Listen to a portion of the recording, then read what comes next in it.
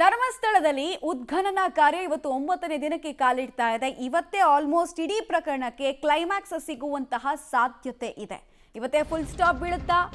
ಇವತ್ತು ಉದ್ಖನನ ಕಾರ್ಯದಲ್ಲಿ ಅಸ್ಥಿಪಂಜರದ ಕುರುಹು ಸಿಗುತ್ತಾ ಅನ್ನೋದು ಕುತೂಹಲ. ಕೆಲವೇ ಕ್ಷಣಗಳಲ್ಲಿ ಸ್ಪಾಟ್ ನಂಬರ್ 13ರಲ್ಲಿ ಪರಿಶೋಧನೆ ಆಗುತ್ತೆ ಅನ್ನೋದರ ಮಾಹಿತಿ ಲಭ್ಯ ಆಗ್ತಾ ಇದೆ. ನೇತ್ರಾವತಿ ಸ್ನಾನಘಟ್ಟದ ಪಕ್ಕದಲ್ಲೇ ಇರುವಂತಹ ಪಾಯಿಂಟ್ ನಂಬರ್ 13. ಇದರ ವಿಸ್ತಾರ ಕೂಡ ದೊಡ್ಡದಿದೆ. ಬೇರೆ ಬೇರೆ ಜಾಗಗಳಿಗೆ ಕಂಪೇರ್ ಮಾಡಿದ್ರೆ ಇದೊಂದು 5ರಿಂದ 6 ಸೆಂಟ್ಸು. ದಕ್ಷಿಣ ಕನ್ನಡ ಭಾಗದಲ್ಲಿ ಸೆಂಟ್ಸಿನ ಲೆಕ್ಕದಲ್ಲಿ ಜಾಗವನ್ನು ನಾವು ಅಳಿತೀವಿ. ಅಂದರೆ 100 ಸೆಂಟ್ಸ್ ಅಂದರೆ 1 ಎಕರೆ ಅಂತ. ಇದೊಂದು 5ರಿಂದ 6 ಸೆಂಟ್ಸ್ ಜಾಗ ಇದೆ, ಅಷ್ಟು ವಿಸ್ತೀರ್ಣವಾಗಿದೆ.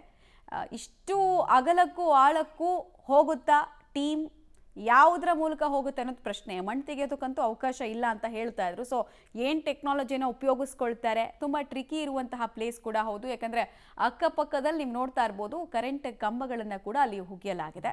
ಅದನ್ನು ಟ್ರಾನ್ಸ್ಫರ್ ಮಾಡಿಸಿದ್ರೂ ಕೂಡ ಅದನ್ನು ಮಣ್ಣು ಅಗಿಯೋದು ಹೇಗೆ ಅಲ್ಲಿ ಅನ್ನೋದು ಪ್ರಶ್ನೆ. ಬಿಕಾಸ್ 2019 ನಂತರ ಅಲ್ಲಿ ಪ್ರವಾಹದ ನಂತರ ಆ ಜಾಗನ ಸಮತಟ್ಟು ಮಾಡೋದಕ್ಕೆ ಅಂತ 10 ಅಡಿಗೂ ಹೆಚ್ಚು ಲೋಡ್ಗಟ್ಟಲೆ ಮಣ್ಣನ್ನು ಅಲ್ಲಿ ತಂದು ಹಾಕಿದ್ದಾರೆ ಅನ್ನೋದು ಮಾಹಿತಿ. ಹೀಗಾಗಿ ಹೇಗಾಗತ್ತೆ ಇಲ್ಲಿ ಉದ್ಖನನ ಕಾರ್ಯ ಅನ್ನೋ ಕೌತುಕ ಅಂತೂ ಮನೆ ಮಾಡ್ತಾ ಇದೆ. ಸಾಮಾನ್ಯವಾಗಿ 11:30-12 ಗಂಟೆ ಅಷ್ಟೊತ್ತಿಗೆಲ್ಲ ಸ್ಪಾಟ್ಗೆ ಬರೋದು, ಮೀಟಿಂಗ್ ಮಾಡೋದು ಎಲ್ಲ ಆಗ್ತಾ ಇರುತ್ತೆ SIT ಟೀಮ್ನಿಂದ. ನಿನ್ನೆ ಬೇರೆ ಎಲ್ಲ ಘರ್ಷಣೆ ಆಗಿರೋದ್ರಿಂದ ಇವತ್ತು ಮುಂಜಾಗ್ರತಾ ಕ್ರಮಗಳನ್ನು ಹೇಗೆ ತೆಗೆದುಕೊಳ್ಬೇಕು, ಈ ಜಾಗದ ಪರಿಶೋಧನೆ ಇವತ್ತೇ ಆಗುತ್ತಾ ಅಥವಾ ಇನ್ನೊಂದು ದಿನಕ್ಕೆ ಇಟ್ಕೊಳ್ತಾರೆ ಅನ್ನೋದು ಪ್ರಶ್ನೆ. ಟೆಕ್ನಾಲಜಿಗಳ ಬಳಕೆ ಮಾಡ್ತಾರೆ ಅಂದರೆ ಇನ್ನೊಂದು ದಿನಕ್ಕೆ ಇಟ್ಕೊಳ್ತಾರೆ ಅಂತ ಹೇಳ್ಬೋದು. 11:30 ನಂತರ ಇನ್ನೊಂದು ಅರ್ಧ ಮುಕ್ಕಾಲು ಗಂಟೆ ನಂತರ ನಮಗೆಲ್ಲ ಮಾಹಿತಿಗಳು ಕೂಡ ಸಿಗುತ್ತೆ. SIT ಟೀಮ್ ಇಲ್ಲಿಗೆ ಬರುತ್ತಾ, FSL ಟೀಮ್ ಇಲ್ಲಿಗೆ ಬರುತ್ತಾ, ಅನಾಮಿಕಾ ವ್ಯಕ್ತಿಯ ಕತೆ ಏನು ಅಂತ. ಇಲ್ಲಿ ತನಕ ಆತ ಹೇಳಿರೋ ಯಾವುದೇ ಕೊಟ್ಟ ಹೇಳಿಕೆಗೆ ಯಾವುದೇ ಸಾಕ್ಷಿಗಳು ಸಿಕ್ಕಿಲ್ಲ. ಪರ್ಟಿಕ್ಯುಲರ್ ಜಾಗದಲ್ಲಿ ಗುರುತು ಮಾಡಿದ್ರು ಕೂಡ ಕುರುಹು ಸಿಕ್ಕಿಲ್ಲ.